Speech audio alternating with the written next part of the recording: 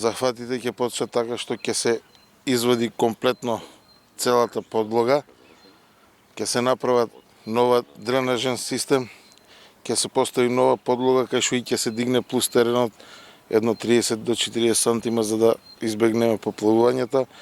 Целиот терен ќе биде направен само од песок по сите европски стандарди за да може да се играат секако вид надпревари.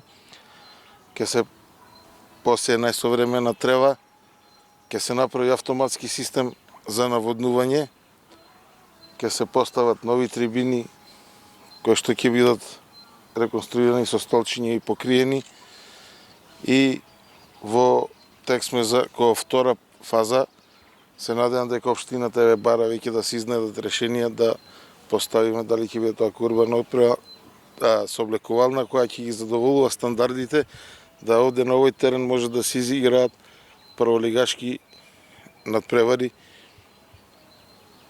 Така да мислам дека љубителите на спортот во Велес ќе бидат презадоволни и ќе можат на мира да дојдат да ги следат фудбалските надпревари на Борецот, кој се надевам дека и понатаму ќе продолжи да се надпреварува во првата лига.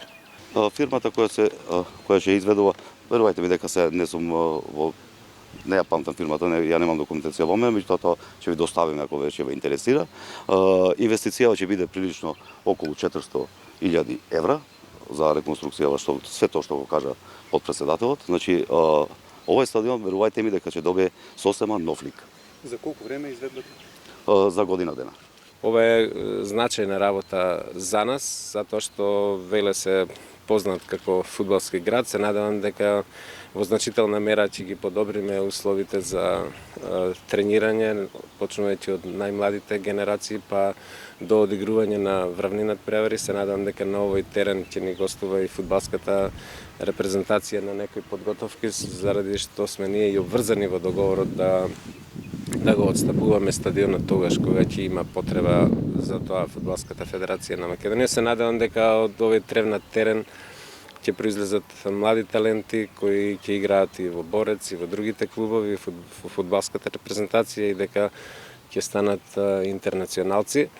Се надевам дека брзо ќе започнат работите, дека се ќе се одвива во најдобар ред. Да не го повторувам господинот Ракиджиев, он ги кажа главните работи, значи ќе се реконструира постоечката трибина, таму ќе биде покриена трибина со колку беше 1125 седишта, од другата страна ќе се премести постоечката реконструирана трибина, ќе има висока ограда за да не оди топката во реката Вардар. Теренот ќе биде направен по сите современи европски стандарди, ќе има автоматско полевање. Верувам дека ќе биде прекрасно катче за фудбалерките и фудбалерите од Велес.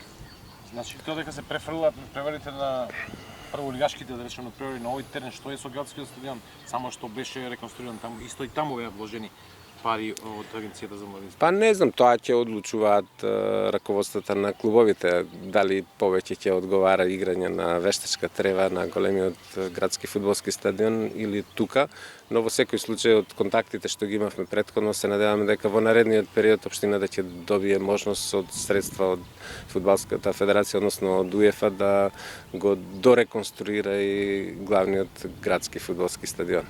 Сепак е тој централен фудбалски стадион во Велес, а не ова помошно игралиште.